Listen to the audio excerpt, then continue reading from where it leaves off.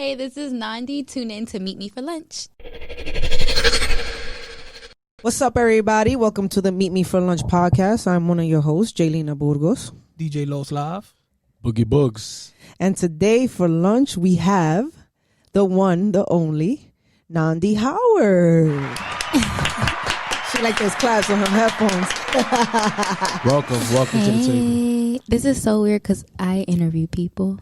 I'm like nervous. Freaky Monday vibes. So Nandi Howard, sorry about that, is from Houston, Texas. She's an editor and a writer and is currently the youngest editor at Essence Magazine at only 24 years old. Talk about it. Yeah. Her focus is in fashion industry. She's passionate about writing stories that highlight the black influence in the world of fashion and beauty.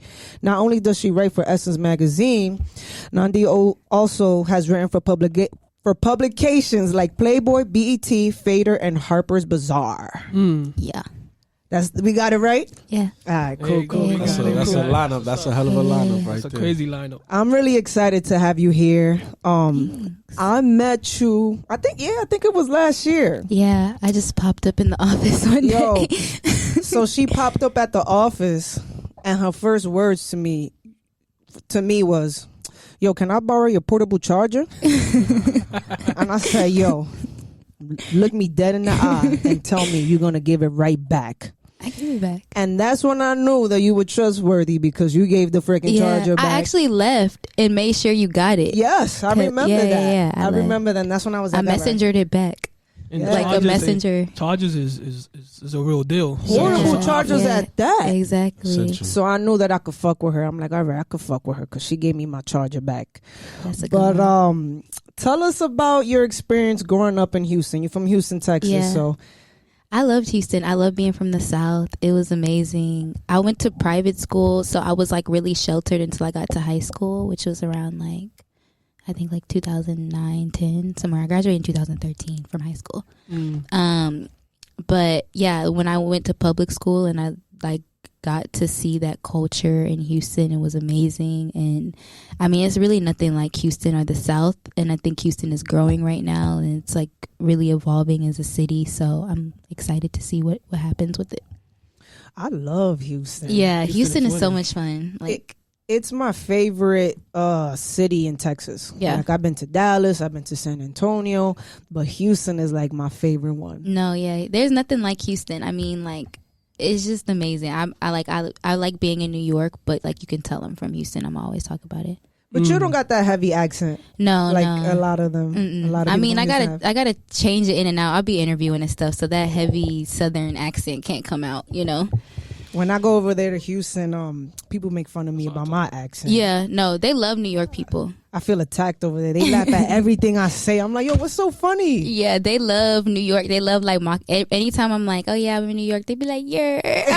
I'm like, that's not all they say, but yeah, yeah. We say dead ass. Yeah. Whatever say. They be like So- static.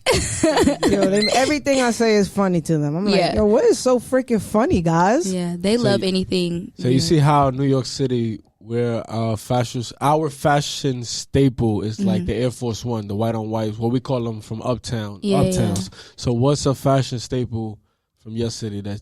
I would say like grills, jewelry. Like you gotta okay. have a chain. Like if you're in Houston, like To complement regular the niggas drip. have chains. Like just so like I would say like a chain or a grill.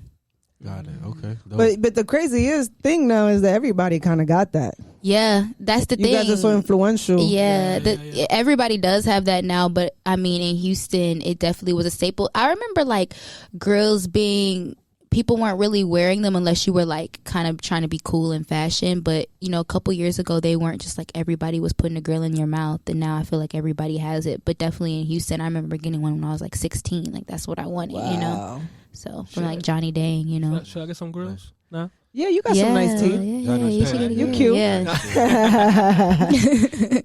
So so you was always into the fashion industry, like just being like on top of that, just making sure you're on point even in high school and stuff like that. I would say like I like dressed nice in high school. Like I won like best dressed in high school and things like that. Oh, but okay, I didn't want to write fashion. I wanted to write music. I got my start in writing music. And then like I was writing for Fader and Playboy. That was all music. Like for Fader I interviewed Megan and Kid Ken, and then for Playboy I did Lion Babe. And so that's like kind of how I got my start. And then I started working for a fashion magazine called Coveteur. And like people just started kind of putting me in fashion, but like I wasn't really like, oh, I'm gonna be a fashion editor or a fashion writer. And then like the fashion editor position at Essence opened up, and I was like, oh, I guess I'll do this.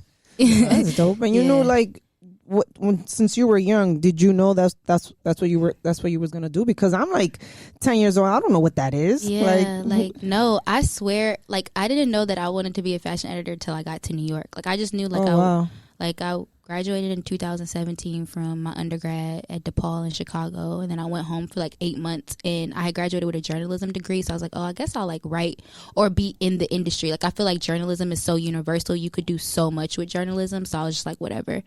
And then I was writing for a magazine out there, and kind of got a job in New York, and then moved. And I was like, just like from my internships and fellowships and stuff, I just kind of like ended up in the fashion industry. So. How was going to school in Chicago? It was Houston fun. Oh, really? It was fun. Yeah, I loved it. I wanted to, because like you got to think about it. Houston just started getting lit. Like if you're from Houston, like I mean, like it, like the culture and all of that has always been there. But like as far as like it becoming kind of like a mini Atlanta and shit like that, like it just started happening. So in like 2013, I was ready to get the fuck. I was like in the suburbs, like you know, clubs are just starting to get popping out there. So I was kind of like, I'm ready to go to a big city. And so then I went to Chicago. At first I was confused, you know, because it was a big transition, but I really loved it. Like that's kind of why I feel like I'm in New York, you know. Gotcha. Nice. So you came up with your own brand, right? It's called 173 Magazine. Oh, 713. 713, yeah. Oh, my God. Did y'all find that? So, yeah. Did I research over here? Yeah. So, you I know you did that for 4 years, and you did concerts. And Yeah. I was not even going to talk about that, yeah. Yeah, but that's actually really freaking dope. Like, you booked a lot of, like, you booked Playboy Cardi, Maxo Cream. Like, that's fucking dope. Like, how old were you when you did that? I was like 18, 19. Yeah, wow. I was so young, and I was like in college, and I just wanted to throw a concert. I was just like, okay. So I was dating somebody who knew Maxo at the time, and I was tired of going to concerts and like, you know how like girls be like, oh, try to put me in the list. Yeah. I was like, I'm tired of this. Like, I want to throw my own shit so I don't have to be on nobody's list. That's literally how it started, because I was tired of like being like rolling with somebody. And so then I was just like, I was like with one of my good friends. He's like, you know, in the SoundCloud. He loves the SoundCloud world. So we just like put our money together, and I hit up, he's my ex now. I was like, would Maxo do a show? And he was like, you ain't got the bread for it. I was like, yes, I do. Like, how much was it? How much you dropped? Maxo only charges $3,000. Literally. And it was his first show, and he was like banned for performing in Houston. So it was his first show back in like 2 or 3 years. Dope. And we charged $65 for tickets, like dumb high, like for fucking Maxo, bro. Wow. Like, and literally it was sold out. 500 kids, like just word of mouth on Twitter, like us, like, yeah, we're throwing a show with Maxo at Warehouse Live. We just like begged Warehouse Live, which is like, you know, a big venue there, to let like some kids throw a show. And then off that, we made a lot of money off that, so we were able to throw our South by show, which had Uzi and Cardi and Sammy, Maxo, Uno the Activist. It was like a whole lineup. Wow. That must have been excited for like a lot of kids out there to see like their favorite artists. A lot of people don't do that. Yeah, no, it was like I feel like people they take a hold of a lot of money, but it's like, what do you do with it? Like, you know, like at that age, you do run into $3,000. You may not run into it at the same time, but you run into $3,000, and we just happened to run in it together at the same time. And like, they were just like, they didn't think. The thing was, Maxo's team didn't think that we were gonna sell out. Nobody thought that we were gonna sell out. Nobody. How many really people thought. You said? 500 plus. It was like 550. Oh shit. Yeah, and we charged like $65 for tickets. Yo, they made $35,000. Yeah, we made a lot of money. How much y'all paid the venue? The venue was like the Warehouse Live. It was the second. It wasn't the biggest room. It was the room that only hosts 500. Maybe like $1,800, maybe $2,000. Like nobody thought we were gonna sell out. It was like what a flip, like literally. So that's how we were able to pay, you know, Cardi and Uzi and all of them for the next show because we just made so much money off that first show. We didn't even think, we were just like 18. Like what the fuck we gonna do with this 35K, dog. The first show too. Yeah. And then, but then we like had a flop. Like after the thing is, the Cardi and Uzi show did not turn out good. Like Maxo and Uzi's team got in a huge fight, like a huge brawl. It was like viral. Over what? Like somebody fucking flicked a shirt or something. It was so dumb. It was People a huge be brawl. about the dumbest shit. Like, yo, we trying to make money. Y'all fucking up the bag. Literally, and then the venue, because we, like, nobody wanted to give us an official South by Southwest like lineup ticket, you know, so we just like paid ridiculous dumb amount for this venue because we wanted the show so bad.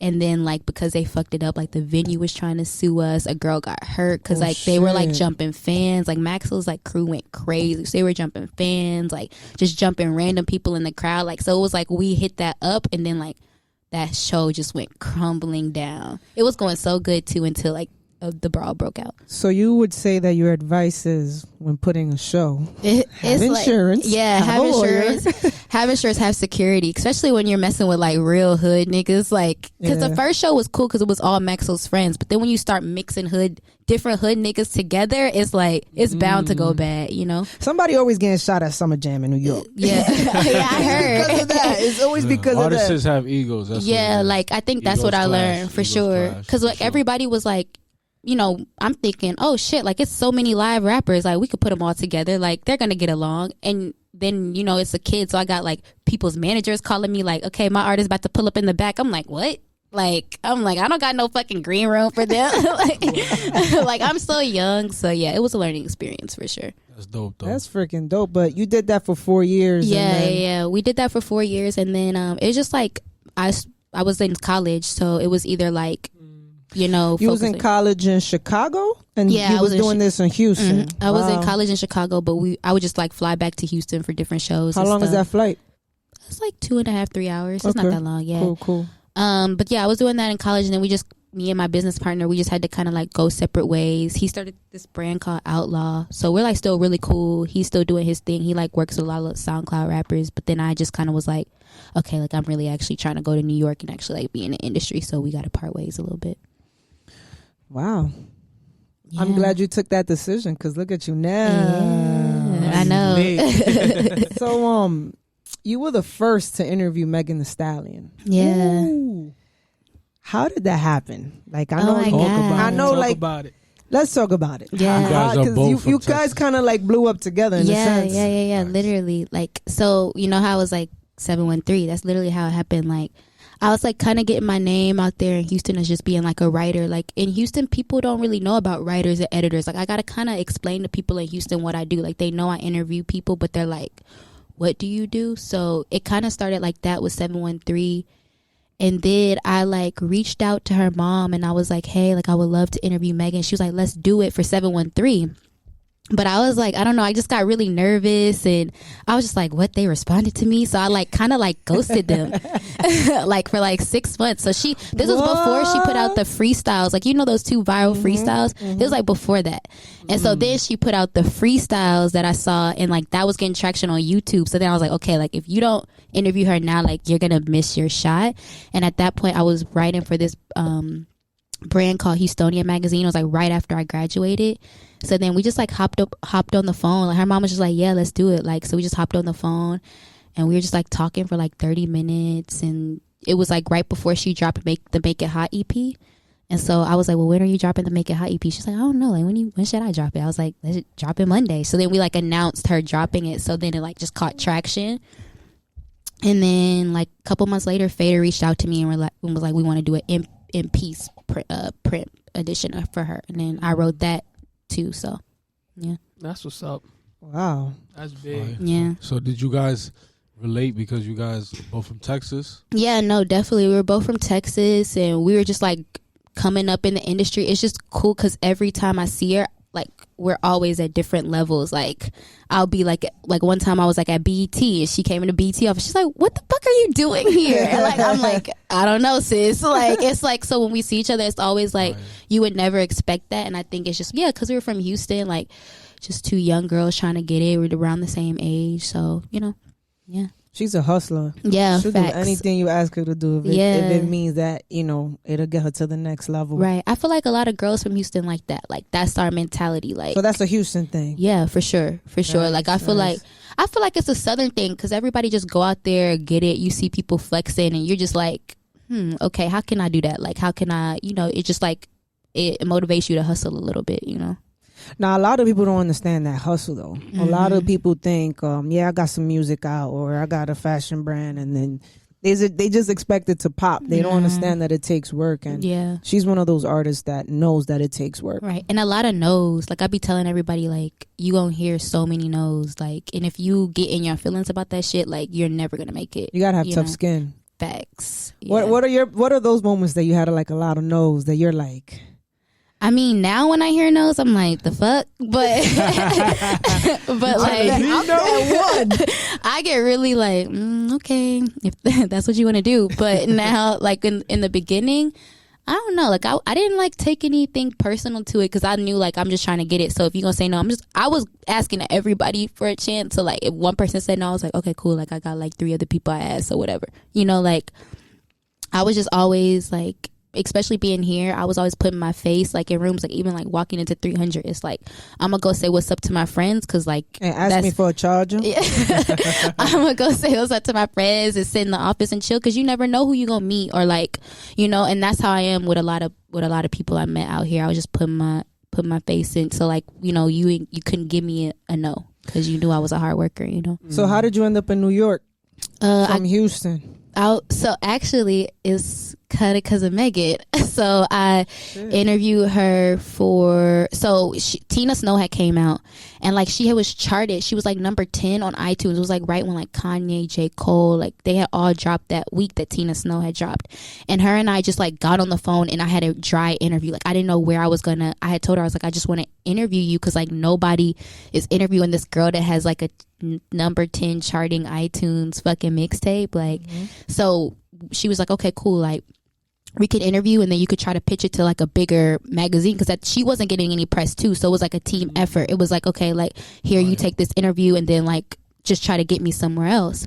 And so I was like pitching so hard, like nobody wanted to take this Megan piece, like nobody. Wow. And I was just like, what the fuck? I pitched like Pitchfork, like I pitched like small, it wasn't even like big ones, I pitched like small, like Wrap Up, like it's just like nobody was like interested at the time.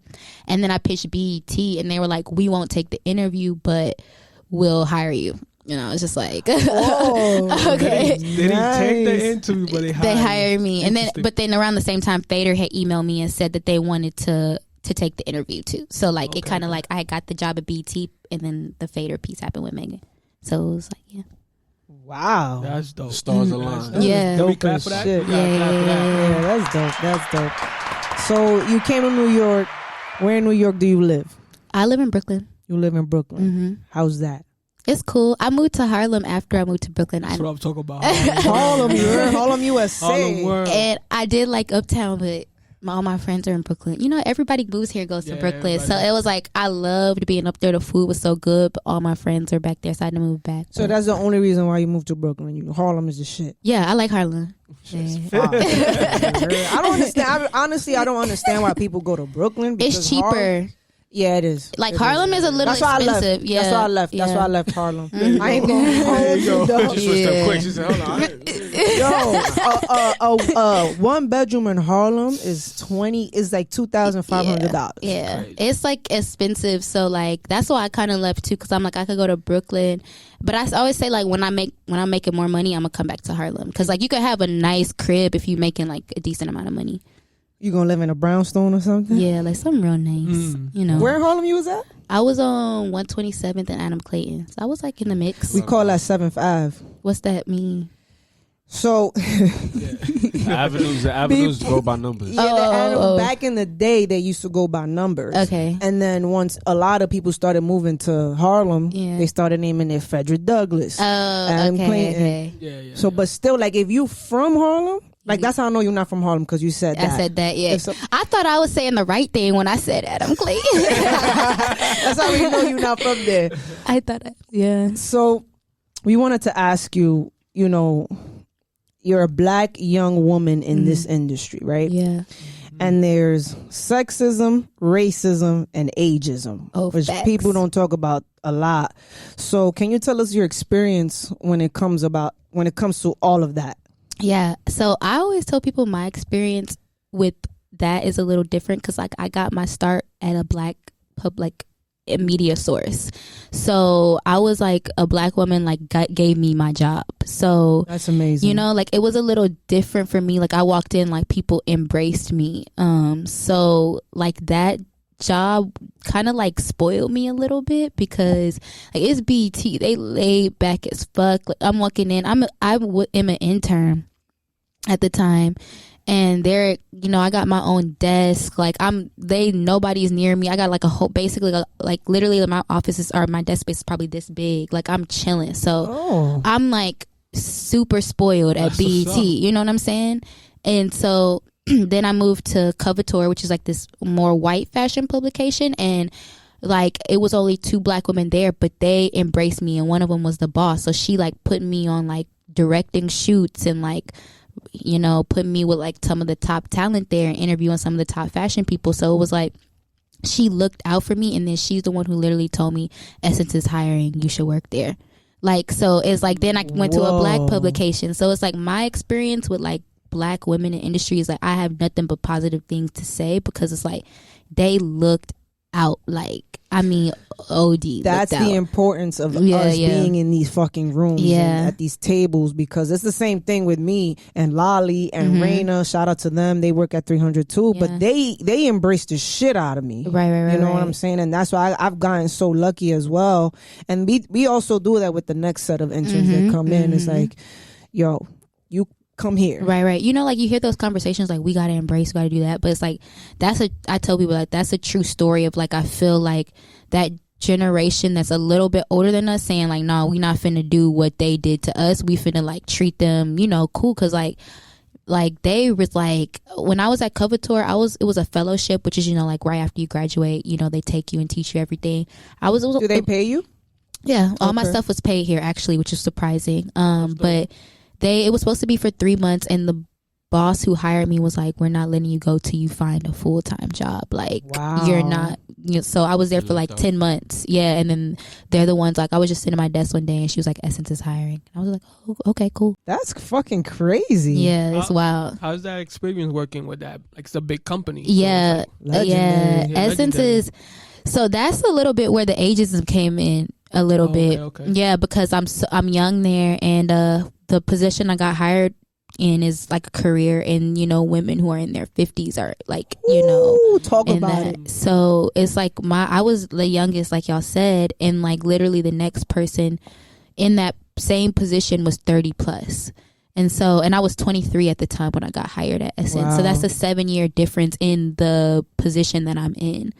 And so like I dealt with a lot of ageism there, and I could talk about it because they know, and like I've said it there and I've talked about it publicly before, but I've definitely my first boss, like, you know, we were at it, like, you know, because I think she was she came from like that fashion by the book type of, you know. And for me, I'm like skipping kind of the rules and like 23 already there. So it was like for her, she was like, you know, you really need to do it this way. And me, I'm like, I want to do it this way. So we kind of like definitely butted heads, but we were able to kind of come to a common ground. You guys kind of met in the middle. Yeah. Because to be honest with you, both of you guys are right. Yeah, absolutely. Absolutely. And that's the thing. I always say that about Essence. Like, these black women got to deal with things outside of this job, then got to come and deal with like this shit. So like, I can't be mad if you don't want to like take me under your wing, or you don't want to like teach me how to do shit. Like, you know, like you got to deal with shit outside of this job. So I don't really take anything personal when it comes to that. But at the same time, there were instances where I did feel disrespected, and I feel like at a certain point you have to let people know, like, not to talk to you like that, like not to treat you like that just because of your age. And like it came to turn out like a lot of my ideas just were better, and I can see that. And that, I mean, you see the magazine, you see how it's like turned out, now it's great. Yeah, like the magazine has turned out to be really, really nice. And obviously that's not all me, but you know, it's a collaborative effort, and like it's because of the young people that I brought in that I feel like have really like updated the magazine. And I think now a lot of companies are getting that. You know what I'm saying? Yeah. They know, like, they need the young flavor. Yeah, like these young kids, they know what they do. Like, so they, you know, so that's good that they understanding that. So. No, facts. Yeah, it takes a while. Like, but I'm definitely that type of person that I came in. I was like, y'all not gonna treat me like, you know, the 23-year-old assistant. Like, I'm a fucking editor. Like, and I'm on the same level as y'all. So what's up? You know, like that's that Houston shit. Yeah, yeah. I used to call my mom like, they treat me. She's like, you better walk in there. I'm like, exactly. Like, talk your shit. Like, and that's what I did. And eventually they respected it. You know. Your mom taught you some morals and how you should carry yourself and stuff like that. You took that with you? Yeah, facts. Like, she was just always like, let your work speak for itself. Like, you know, Essence has gone through some like big layoffs, just like any media huge company has this year. And, you know, I truly feel like I've been through 3 big layoffs without getting let go, and God forbid I do. But like, you know, I think that's because of my work and like what I brought to the table at the magazine, you know. Talking about this year, like, you know, COVID shut down a lot of shit. So like, what changed from when you first got to New York, right, 2018? Like, what changed now from like, I know you're not working in the office and stuff like that, but like, are you able to get easy access to artists or anybody that you want to interview? Yeah, no, I feel like now it's way different because, you know, I was traveling a lot and like, you know, I would pull up to the artists. I think that's like super important. I feel like the media and artist relationship is so weird now. So I try to like pull up on the artist. Like if I know they're going to be in LA on the weekend and I have an interview, I'm like, okay, cool. Like I'll pull up in LA. Like, what's up? You know? This is pre-COVID. Pre-COVID. Yeah. Pre-COVID, yeah. So now it's really different because I can't do that. And I feel like it's so like, oh, let's do, you know, an interview through email or, you know, through the phone or something. And that's cool. But I try to have that connection because artists don't really like talking to media. So you got to show them that you're cool and like, you know, you're not weird. So I love that face-to-face time. So it's definitely a little strange. You know, and photo shoots and things like that, that's all different because I work on the print side too. So all of that is just completely different. You know, COVID tests like crazy and all of that. But, you know, we maintain it. What's the difference between, if you can explain it to us, print and digital? So digital, you could just write, like I could literally write a digital article right now and post it. But print, like I'm working on March, April for print right now. And it's, what is it, November? Oh, wow. So like we're finishing up March, April. So like my mind is already like March, April fashion.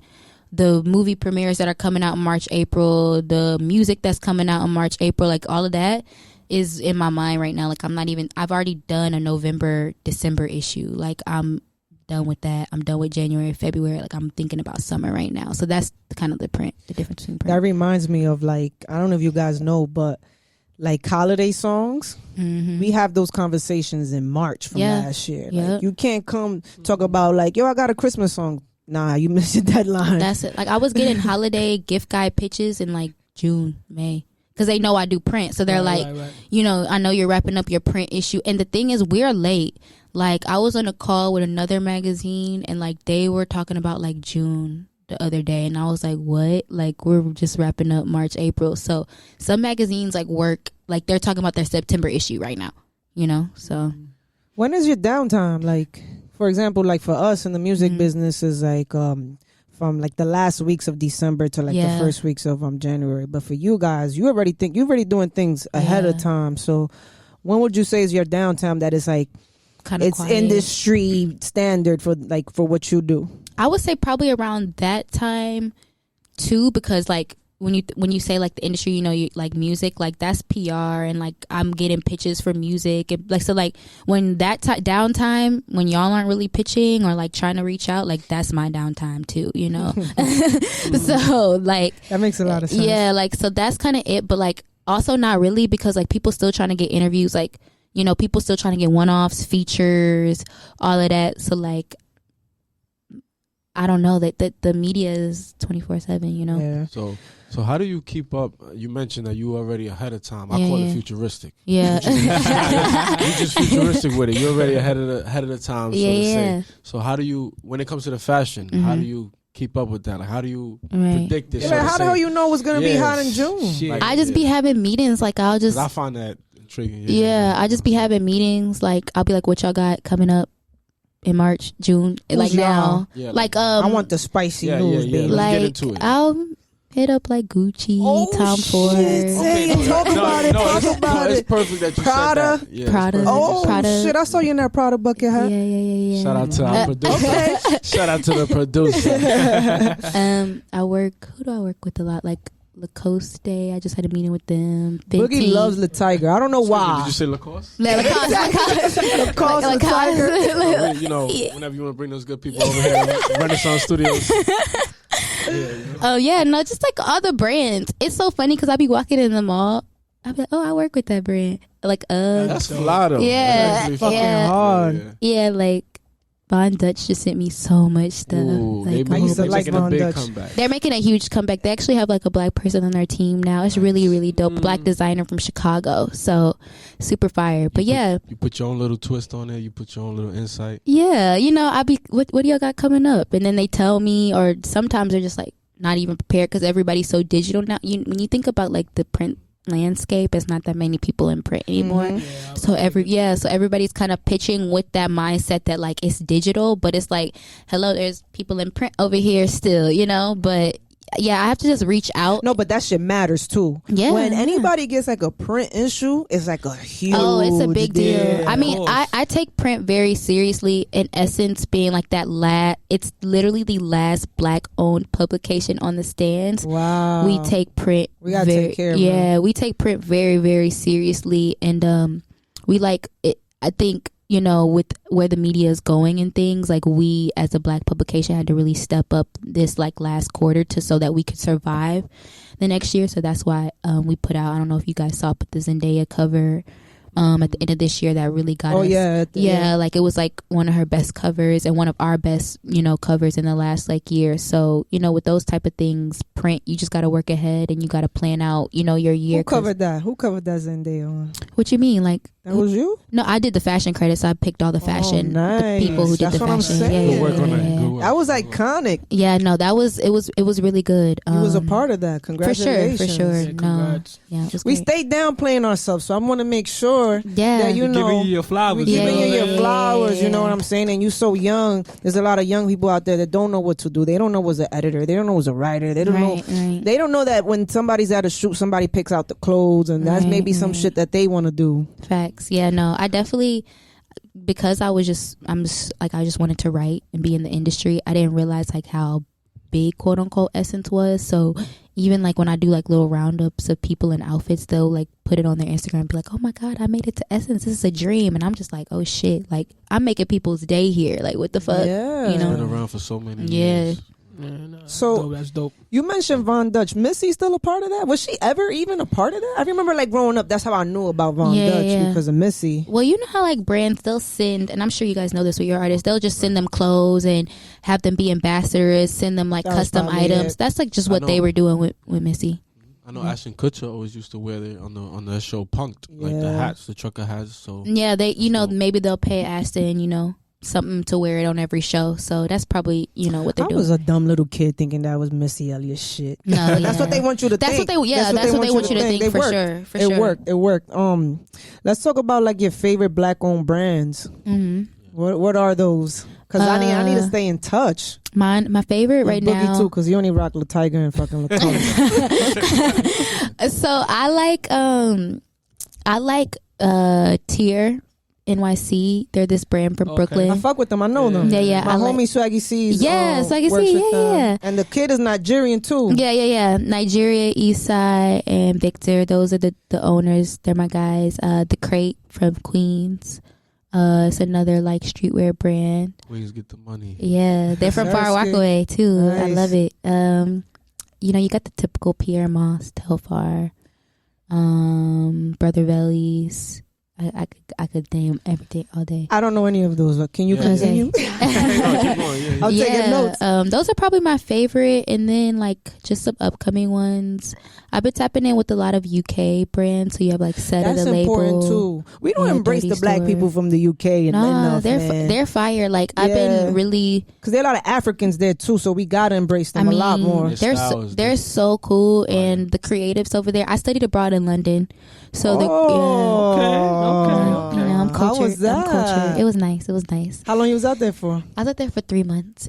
That shit is for rich people out there, yo. Oh yeah, you wear many hats. Yeah, that's fantastic. No, that's fantastic. When you went over there and still got all these jobs and everything, that's what were you doing out there too? I was like, I was like, you know what's really crazy is I was like in the Fader office out there, because I was I was like, if I'm gonna be out here, I want to network too. So I like met a couple UK journalists out there and stuff like that. But yeah, like I'm tapping in with the UK creatives. They're fire.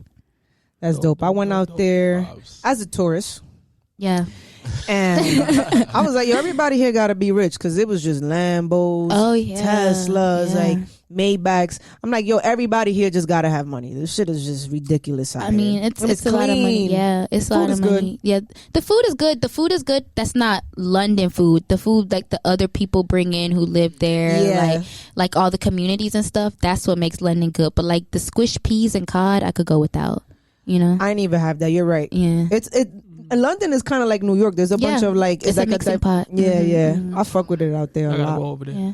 The great colonizer. Yeah. Facts, right? So being that, you know, in 2020 shit has just been fucking different and crazy, but it still has it's like enlightened a lot of people. You've written a lot of articles for a lot of companies. Yeah.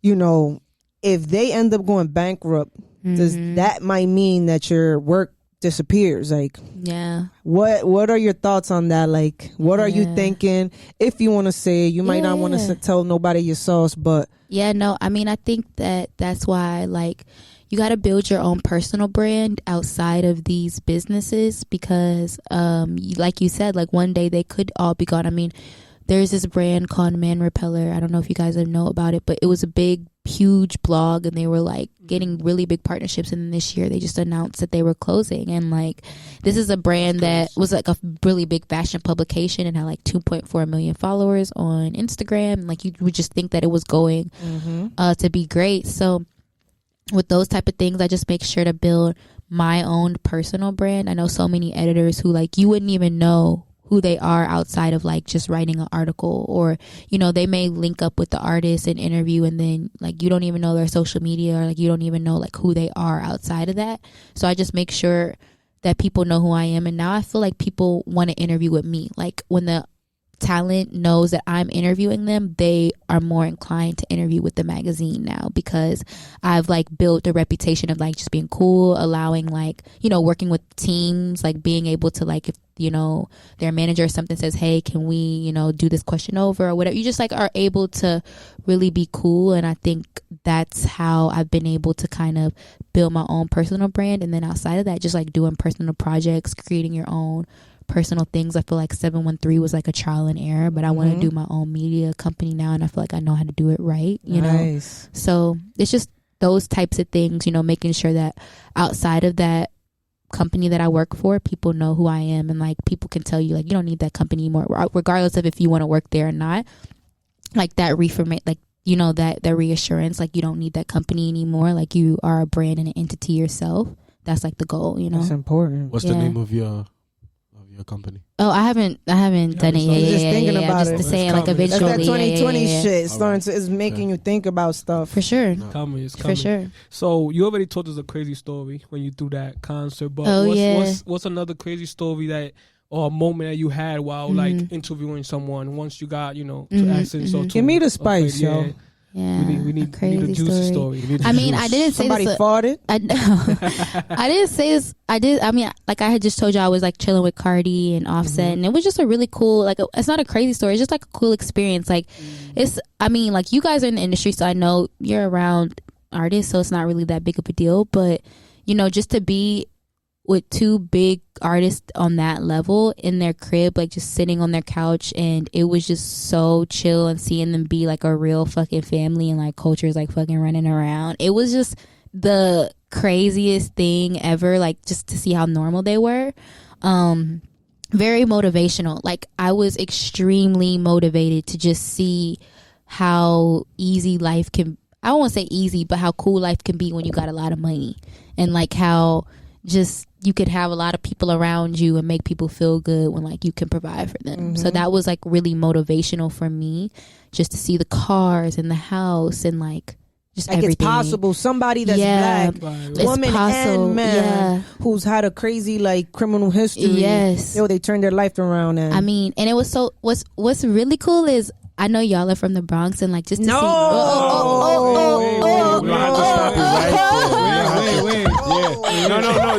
Just to be clear, like, we just gonna clear it up. Like, nah, it's fine. Cause we could not let you continue with that, you know. But as we mentioned earlier, we from Harlem. My bad. Staple for us is the Air Force. Double up to the world, bro. Wait, so like is something wrong with the Bronx? Harlem World double up, yeah. Dipset. Dipset. The diplomats. Sorry about that. Back to regular. Sorry about that. So I know shout out to the Bronx. Shout out to the Bronx. Shout out to the Bronx. Shout out to the Bronx. We were just talking about Cardi, so you know what I'm saying? Well, the reason I said that Los Tigers is because I know y'all are Latin, and just to see Cardi's Latin, her family was there, and she was speaking Spanish, and like like her whole Latin side was there too. So it was just cool to see her incorporating that into culture's life as well. Like they speak in Spanish to the baby too. So I don't know. It was just really cool to see. I think that was the most like surreal moment I've had in my career so far, to where it's like, damn, like it's like if you can create a relationship with the artist where they trust you, they'll let you in your home. Right. And that to me was like everything. Like I made sure to like treat them with respect and make sure that like, you know, you're going to invite me back. Cause like, you know, people don't just let media in their crib. So must have been a humbling experience. For sure. I was like, I was really shocked, and she was sweet, and Offset was cool. And yeah, I don't have anything. That was where? Fire. Where like was it in Atlanta? Yeah, it was in Atlanta. It was in Atlanta. Yeah. Mm-hmm. How is Atlanta? Because I haven't traveled since March. Like, it's open. It's open. I mean, it's open. Like it's open. Yeah. Wow. They wear no mask over there. You know, I'm a firm believer of like synchronicities in the universe and numerology, and you saying that you got the chance to experience that. Mm-hmm. In my belief system is because you're about to experience that. Yeah. And like, cause it's happened to me. Like I've dreamt of certain things, and then years later I'm there, and then that's like a confirmation that that's coming. Right. It's in my path. It's in my journey. So congratulations to you. Yes, we're gonna manifest that for you. We're gonna be driving a Lamborghini, baby. Yes. Now the cool shit about Atlanta though is that like there's hella black people, like rich black people. Excuse me. Man. That shit inspired me too. Like Atlanta, and Silver Spring in Maryland is like. Yeah. It borders Washington D.C. So I go to D.C. a lot. We got a lot of artists that are from D.C.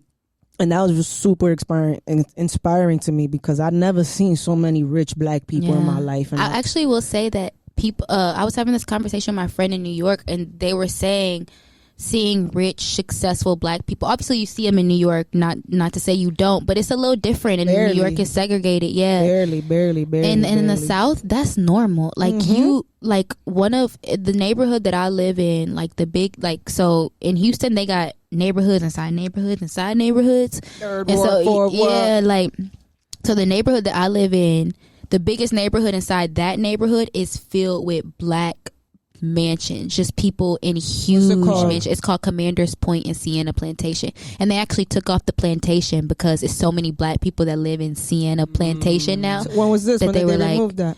You know, when all the stuff with George Floyd was happening, and and but it's so many black people in this rich ass neighborhood in Houston now that like they literally like petition to take it off. Like, you know, like it's over 50% in that neighborhood. So in the South, like seeing a rich black person is so normal. It's so normal. Yeah, you know, you were saying that about New York, and in New York, what has happened in New York is that in Harlem, there were obviously the Harlem Renaissance. So there were hella black families, and in Brooklyn as well. I'm not sure about the Bronx or Queens, but I know Brooklyn and Harlem. The thing with that is a lot of people noticed how amazing Harlem and Brooklyn are. Yeah. And what they did is that they offered us chump change for our brownstones that as we was mentioning before in our apartments, and we gave it up. Yeah. And that's what's happened in New York, where you don't see enough like rich black folks. Like even in like Washington Heights, you know, you've been to Washington Heights, how fucking amazing it is. Yeah. If you've been living in that apartment for like 30 years, you know, the landlords are offering you like $30,000 for you to leave, to leave, and then they'll charge people $5,000 to live there. Yep. So that's the shit that's going on in New York that I don't really fuck with. Yeah. And we got to change that. Facts. But yeah, definitely got to change. Yeah, no, I heard about the gentrification in no New York, joke. about how it's really crazy, and like that's why where I'm at, like it's like heavily populated. I don't know exactly the community over there, but like I just try to make sure that like I'm respectful, because I know like I'm in somebody's hood, you know what I'm saying? Like always just like I know like sometimes I'll hear like people complaining about like the certain area, and I'm like, bro, like we came in their area. If like it's loud music playing, and like that's their community. My fucking like, point. Exactly. That's like that's you know that's what they've been doing for years. Like because it's like this car that blares music like every Friday at the barber shop, and people in the neighborhood be so mad, but I'm like, bro, this their community. We coming in here with you know, like we can't be mad at that. So I try, like, because I know that gentrification is so heavy in New York, I be trying to like not be mad. That's what happened to me when I lived in the Bronx. I remember when I lived in the Bronx, yo, it was crazy out there. And I was like, you know what, can't change the hood. I gotta get the fuck out of here. Yeah, you just leave. Yeah, I went back to Harlem. Then Harlem got too expensive, and then I got out of Harlem. I wish I could go back, but it is what it is. Right. It is what it is. It is what it is. But what are your top 3 favorite artists right now? Top three, Tom. I don't right now. Right now. Megan. Bam. 2 more.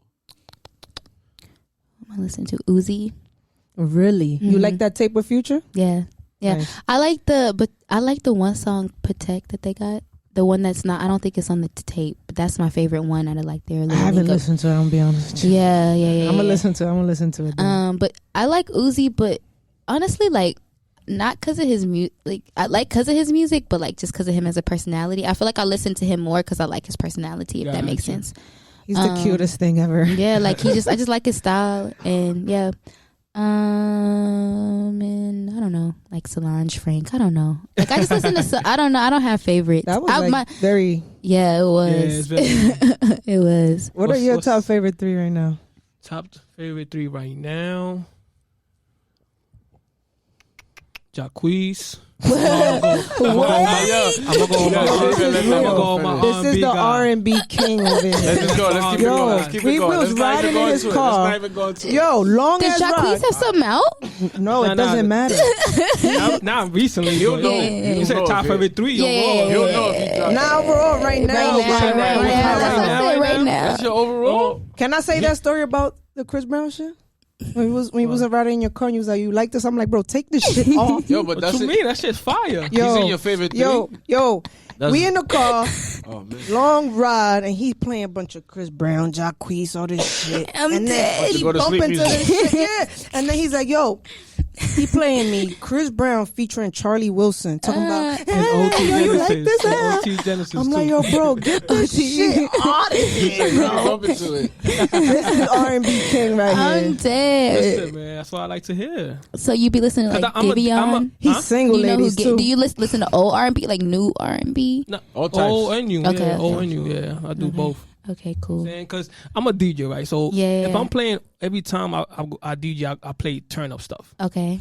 In the car, I'm chilling with my R&B joint. Yeah, that makes a lot of sense. Every time in the car, that is though. Yeah, The because gym, you be out turning up, sleep. so you don't want to hear that all the I want to time. hear all the time. Let me get my R&B vibes. Yeah. But they All the always time. hating. Yeah, I kind Saturday. of understand it. Afternoon. Rich over there shaking his head, but he listen to bachata all day, every day. That's a fact. But You know what I'm bachata saying? is the get. Yeah, it's lit, but man, that's what I like to hear. So Jacquees. What about you, Boogie? Right now I'm listening to Jay out of Prince. Okay, New York, the Prince of the Uptown, city, yeah. BX. Brooklyn, he what's from up? Brooklyn, my bad. Yeah, but still, New York, you know, Yeah. we here. Who else? Guy named Blast. I hope I'm pronouncing it right. Is an X in his name, but he's from LA. Nice. Him, he has a vibe to him. Who else? One more. That Megan. Yeah. That new Megan. That New new Megan Megan. is lit. The new album. And I like Ken the Man. Have y'all heard about Ken the Man? Nah. She's in Houston. She's another Houston rapper. She's blowing up. She's so good. Word. Yeah. And then Des Dior. I've been listening. Do y'all know about her? Here's another. She's from Atlanta. She's like kind of in that like Little Baby crew, Word. Jada, but she's independent and she just came out with this song called Rich Bitch and she's like on fire. I interviewed her because I'm like, before you get signed, I'm gonna have an interview. Hearing the with you. exclusives here first. You know the vibes. Yeah. You're putting us on. Yeah. I don't know if I have to be biased and shit. Nah, I'm gonna keep it 100 with y'all. Obviously, Megan. Mm-hmm. Nah, you know what? I'm gonna scratch that because if I say Megan, I gotta say all my artists. I'll be straight up with y'all. All right. Nah, but Megan just came out with a I can't. If I say that's like having children. Yeah, you can't just can't. say one. You know what I'm saying? Okay, All right. So deep you down, know we it's facts, what's up. Lolly. You know it's facts. Yeah. Honestly, I've been listening to That new Paul McCartney is hard. Paul McCartney. I've been listening to a lot of like Latin like music. Yeah. Raúl Alejandro, he just dropped some fire ass album. I've been listening to that a lot. I gotta put you on to that. I'm She's like, I'm not familiar with that. Yeah, Raúl Alejandro. Roddy Ricch still my favorite. Like Okay, yeah. You know what that's I'm a good, saying? That's a Like, good project though. Roddy Ricch. and right now I'll be honest with you, yo, the baby, Mm-hmm. that Suicide song, Yeah, Gucci yeah. Pico. Yeah. Holy yeah. shit, What's the name of it?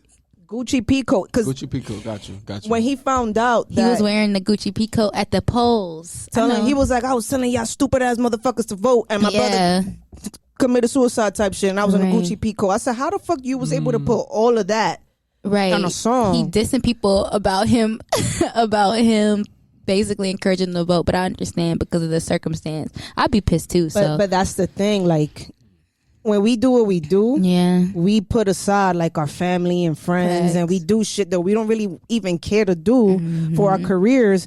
Meanwhile, you got family members that needed you. So I get it, and it's real, and it's like some real 2020 shit. You know what I'm saying? I hate when people are like rapping and making music about like, yo, COVID's over, it's a party, and it's like, yo, nah. like people really dealing with shit. Exactly. Facts. But thank you for coming, man. Like this was thanks fucking for having amazing. I hope you had a great Definitely. time. I Thank you for did. sharing your story with us. I did. Black excellence in the building. You Oh my heard? God. Yes, Yes, sir. yes. Thank you guys. Meet me for lunch.